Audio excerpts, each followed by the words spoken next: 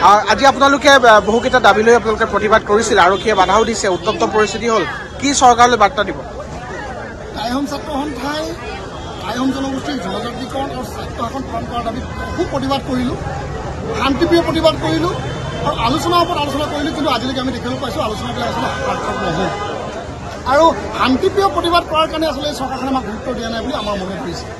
সেইদিনা 22 ফেব্ৰুৱাৰীৰ দিনা অসমৰ মাননীয় মুখ্যমন্ত্ৰীগৰাকীয়ে আমালৈ এখন পত্ৰ প্ৰেৰণ কৰিছিল যে ফেব্ৰুৱাৰী মাহটোৰ ভিতৰত তেখেতসকলে এখন আমাৰ লগত আলোচনা কৰি জনজাতিকৰণৰ বিষয়টো নিষ্পত্তি কৰাৰ আমাক আশ্বাস দিছিল। আমি প্ৰতিবাদ বহু কৰাৰ পিছত সেই প্ৰতিবাদ কিন্তু তেখেতসকলক পত্ৰখন পাই স্থিমিত ৰাখিছিল। তেখেতসকলে ফুটুকা ফেনত পৰিণত হ'ল। আমি তাৰ পৰা গম পালোঁ যে অসমৰ মাননীয় মুখ্যমন্ত্ৰী হিমন্ত বিশ্ব শৰ্মা ডাঙৰীয়া আৰু পীযুষ হাজৰিকা ডাঙৰীয়াতকৈ আচলতে মিছলীয়া মন্ত্ৰী ভাৰতবৰ্ষত নাই, অসমততো নাই। কাৰণ তেখেতসকলে দুইজনে আচলতে এই চিঠিখনৰ পত্ৰখন পঢ়াৰ সন্দৰ্ভত আমাৰ লগত যোগাযোগ কৰিছিল।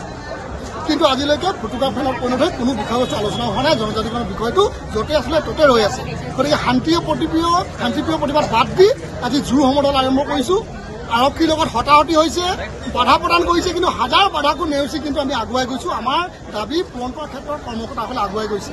গতিকে এনেদৰে আচলতে জুই জ্বলি গৈ আছে আৰু এই জুই পৰা আজি জুই সমদল কেৱল আচলতে প্ৰত্যেকেই এটা সমদল হৈছে। আহোম জনগোষ্ঠীৰ লোকসকলৰ মনত এনেদৰে একোৱা জুই সকলোৱে মনত পুহি ৰাখিছে। ২৬ৰ নিৰ্বাচনৰ আগত আচলতে এই জুইকুৰা জ্বলিব আৰু এই জুইকুৰা জ্বলিলে এই চৰকাৰখন উফৰি গুচি যাব আৰু জ্বলি শেষ হৈ যাব, সেই কথাটো ধ্ৰুৱ সত্য।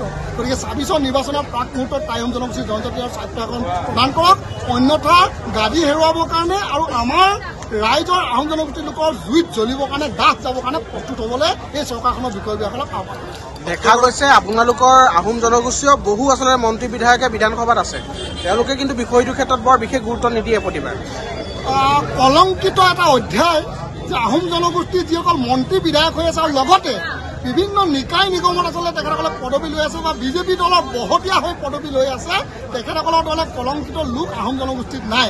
আৰু সেইসকল লোকৰ কাৰণে আমাৰ জনজাতিৰ মৰ্যাদা প্ৰদান কৰাৰ বিষয়টো বা জনজাতিকৰণৰ বিষয়টো আচলতে বহুকা পিছলা হৈ আছে। আৰু তেখেতসকলে আচলতে ৰাইজৰ হৈ তেখেতসকলে কৈ আহিছে চৰকাৰখনক যে আমি আছোঁ, ৰাইজ আহোম জনগোষ্ঠী আমাৰ লগত আছে। কিন্তু আজি জুই সমদলৰ যোগেদি ৰাইজে দেখুৱাই দিছে আৰু এই কোৱা জুই মই পুনৰবাৰ কৈছোঁ যে যিদৰে আজি ৰাজপথত জ্বলিছে, মানুহৰ মনত থকা আহোম জনগোষ্ঠীৰ জুইকুৰা জ্বলিব আৰু সেই মন্ত্ৰী বিধায়কসকলক জ্বলাই দিব। আৰু যিসকল নিকায় নিগমত বহি থকা আহোম জনগোষ্ঠীৰ লোক আছে, তেখেতসকলৰ ঘৰৰ সন্মুখত কিন্তু এনেদৰে জুই লৈ প্ৰতিবাদ কৰা হ'ব ২৬ৰ নিৰ্বাচনৰ প্ৰাক। অক্টোবৰত এখন বিধেয়ক উত্থাপন কৰিব বুলি মুখ্যমন্ত্ৰীয়ে কৈছে। মুখ্যমন্ত্ৰীৰ ওপৰত আমাৰ তিল মানুহ বিশ্বাস নাই।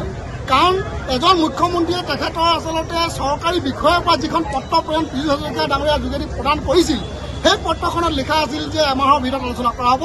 সাধাৰণ পত্ৰখনৰ উত্তৰ তেখেতসকলে প্ৰতিশ্ৰুতি ৰাখিব নোৱাৰিলে, আলোচনা কৰিব নোৱাৰিলে। গতিকে বিধায়ক উত্থাপন কৰাৰ কথাটো কিমান দূৰ সত্য অসম জনগোষ্ঠীৰ ৰাইজে বুজি পাইছে। তাৰ প্ৰত্যুত্তৰ তেখেতক আচলতে নিৰ্বাচনত দিব।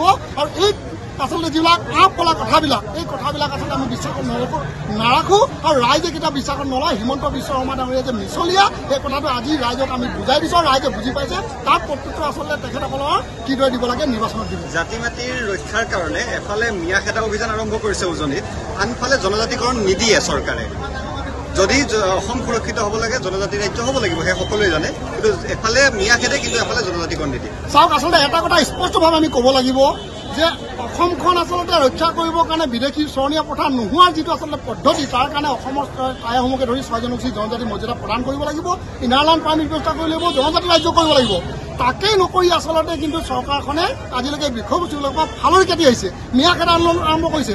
আমিও টাইম ছাত্ৰ সন্থাই বুজি পাইছোঁ যে জনজাতিকৰণ আমাক তেখেতসকলে দি অসমখন সুৰক্ষিত নকৰে, কিন্তু অসমখন সুৰক্ষিত আমি কৰিব লাগিব। কাৰণ জনজাতিকৰণ আমি নিজেই লৈ ল'ব নোৱাৰোঁ। গতিকে মিয়া খেদা আন্দোলনটো আমিও আৰম্ভ কৰিছোঁ। চৰকাৰে যিটো আৰম্ভ কৰিছে তাত আমাৰ সহযোগিতা আছে নাই সেইটো বিচাৰিত বিষয় নহয়, কিন্তু আমি অসমখন সুৰক্ষিত কৰিবৰ কাৰণে আচলতে বাংলাদেশী মূলৰ যিখন লোক আছে, অবৈধ বিদেশী কিন্তু খেদা আন্দোলন আমি আৰম্ভ কৰিছোঁ। সেই